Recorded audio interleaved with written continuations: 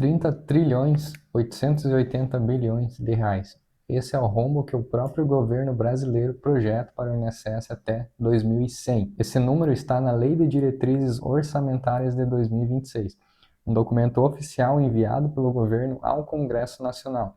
Não é fake news, é a projeção oficial do governo sobre o sistema que paga a sua aposentadoria. E tem mais. O presidente do Tribunal de Contas da União, o órgão que fiscaliza as contas públicas do Brasil, chamou a situação de uma bomba que não vai parar de explodir. Palavras dele. Então, a pergunta que muita gente está fazendo agora é legítima. O INSS vai quebrar? E se quebrar, o que acontece com a minha aposentadoria? Hoje eu vou te responder essas perguntas com dados reais e com o que você precisa fazer agora para proteger o que é seu, independente do que aconteça com o sistema. Fica até o final porque o último bloco desse vídeo é o mais importante de todos.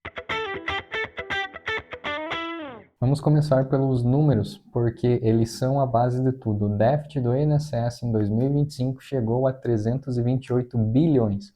Para ter uma noção do tamanho disso, é mais do que o orçamento inteiro da saúde, da educação e segurança pública juntos nesse mesmo ano. E esse rombo não é novo. Ele existe há décadas, mas o que mudou agora é a projeção para o futuro. A LDO de 2026, que é a Lei de Diretrizes Orçamentárias, documento que o governo envia todo ano ao Congresso com as projeções fiscais, trouxe um dado que passou quase despercebido no noticiário principal. O déficit do INSS, que hoje está em 2,58% do PIB, pode chegar a 11,59% do PIB até 2100.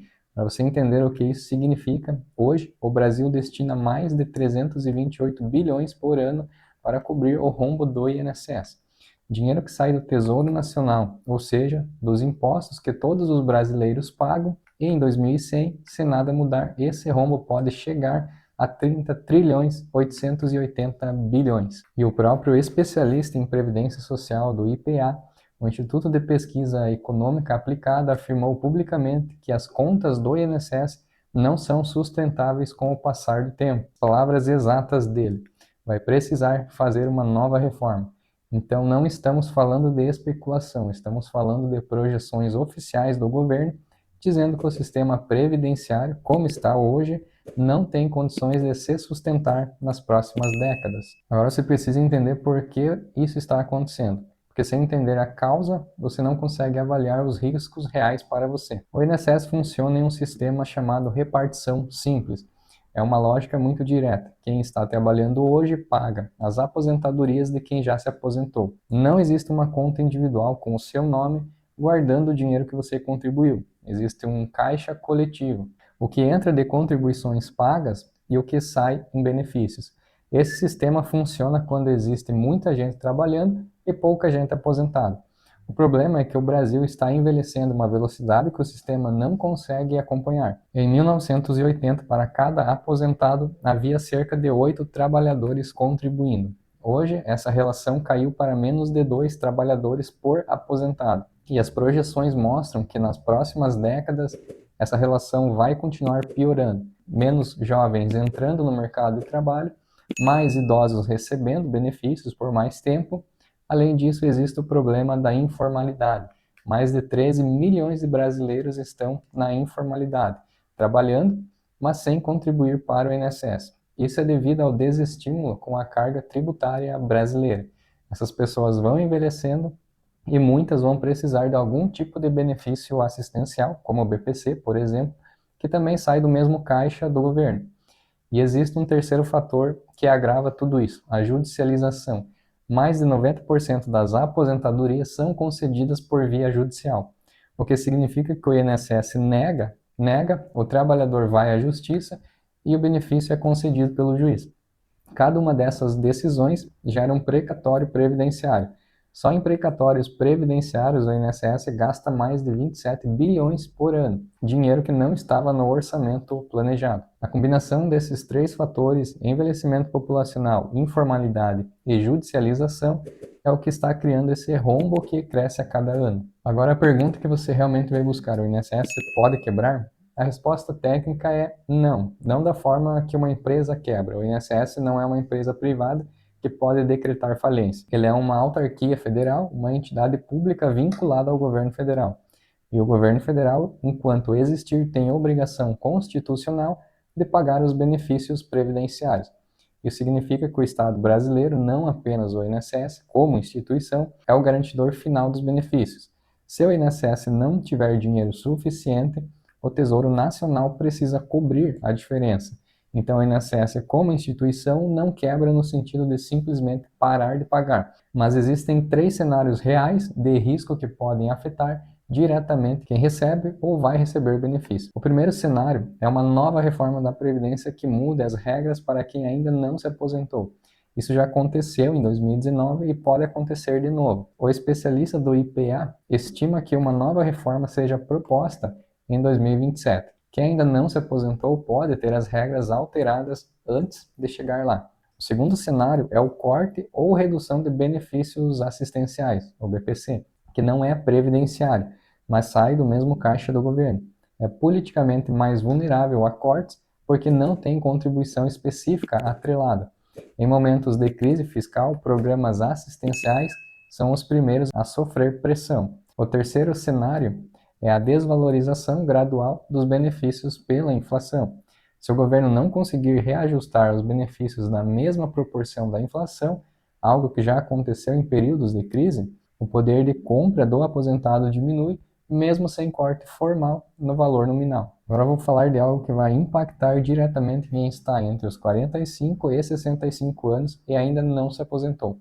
O especialista em Previdência Social do IPEA afirmou que uma nova reforma deverá ser proposta em 2027. E ele deu as razões específicas. A reforma de 2019 teve distorções introduzidas pelo Congresso durante a tramitação, que precisam ser corrigidas. E o envelhecimento populacional que está avançando mais rápido do que as projeções de 2019 previam, o que uma nova reforma pode mudar.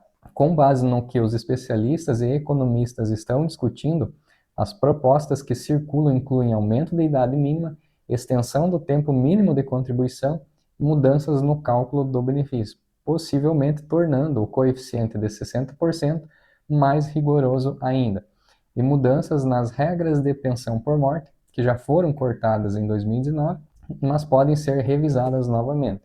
O que isso significa para você? Se você está próximo de se aposentar entre 50 e 65 anos e ainda não reuniu os requisitos, o tempo está passando.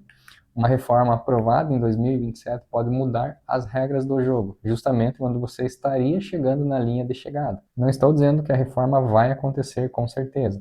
Não tenho como prever isso. Estou dizendo que existe um debate real, com dados reais, conduzido por especialistas e pelo próprio governo, apontando nessa direção. E ignorar esse debate pode custar caro. Tudo que eu estou te contando nesse vídeo é informação que você não vai encontrar com clareza em nenhum outro lugar. Não no noticiário, não nos sites do governo e certamente não no INSS. Esse vídeo está te ajudando a entender o que está acontecendo com o sistema que cuida da sua aposentadoria. Já se inscreve aqui no canal e ativa o sino.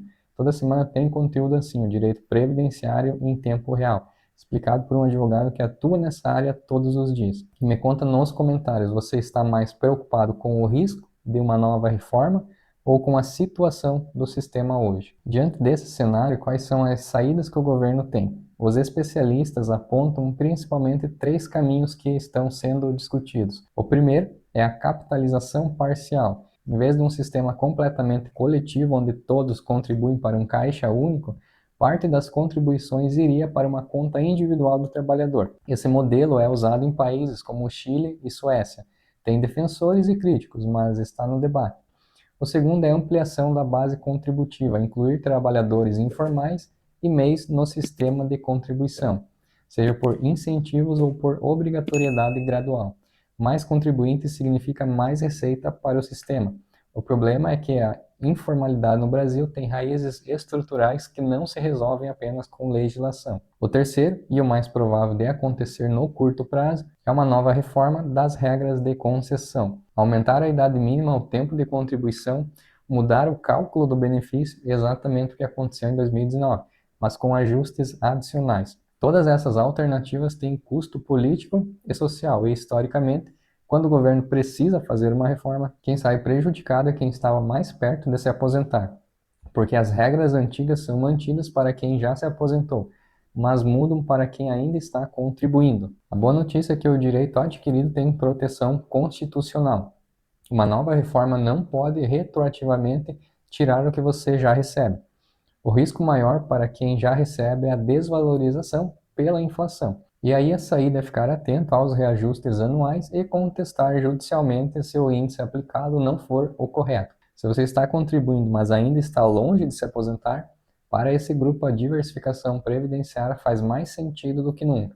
Não depender exclusivamente do INSS, ter uma previdência privada complementar, investimento de longo prazo, mas isso precisa de orientação de quem entende do assunto. E para todos os grupos, conhecer seus direitos é a melhor proteção, porque mesmo em um sistema com problemas, existem caminhos jurídicos para garantir o que é seu. Revisões de benefícios, reconhecimento de tempo especial, correção de cálculo incorreto, esses são direitos que existem independente da situação financeira do INSS. Antes de encerrar, quero te deixar com uma reflexão que vai além dos números. O debate sobre o rombo do INSS geralmente é apresentado de uma forma: o sistema está inchado porque as pessoas vivem mais, contribuem menos e querem mais benefícios. O custo do problema é colocado no trabalhador, e esse, por sua vez, foge para a informalidade ou empresas de grande porte resolvem sair do país em busca de uma carga tributária mais branda. Perder empresas e empresários é um grande problema para o Brasil. O Brasil tem uma das piores cargas tributárias e, historicamente,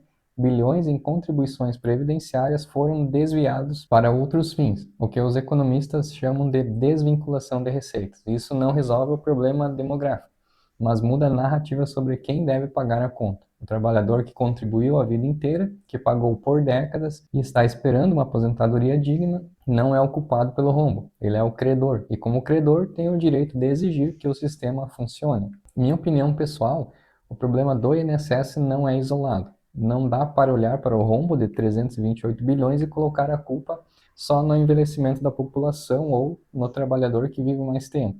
Isso é simplificar tudo o que está acontecendo. O que eu enxergo na prática é um conjunto de situações que se retroalimentam e que ninguém tem coragem de colocar na mesa ao mesmo tempo. O Brasil tem uma das piores cargas tributárias do mundo para uma economia em desenvolvimento. E o que essa carga excessiva faz? Expulsa empresas, inibe a contratação formal, empurra o trabalhador para a informalidade e o trabalhador informal não contribui. O sistema perde receita, não porque as pessoas não querem contribuir, mas porque o custo de formalizar coloca o trabalhador, na maioria dos meses, em uma margem muito apertada. O governo só aparece na hora de dividir o lucro e não garante nenhuma assistência no prejuízo. Ao mesmo tempo, o governo gasta de forma excessiva e mal administra as receitas que arrecada. A história da Previdência está cheia de episódios de desvio, de uso de recursos previdenciários para outros fins, de má gestão, e agora, para completar esse cenário, vieram à tona as recentes descobertas do rombo dentro do próprio INSS, os descontos indevidos nos benefícios de aposentados, os desvios descobertos pela operação sem desconto, os esquemas de fraude, e para pagar essa conta, em quem você acha que vai recair? Então, quando alguém fala que o INSS está quebrando por culpa do aposentado que vive mais, eu discordo. O aposentado trabalhou a vida inteira, pagou suas contribuições, cumpriu o trato. O problema está em outro lugar, na política fiscal que não incentiva a formalização, nos gastos que não se sustentam, na gestão que falhou e nos controles que não funcionaram. Isso não significa que não vai ter consequências, vai ter, e provavelmente na forma de uma nova reforma que vai bater na porta do trabalhador antes de bater na porta de quem realmente deveria responder por esses problemas. Então, respondendo à pergunta do título, o INSS não vai quebrar no sentido de parar de funcionar amanhã.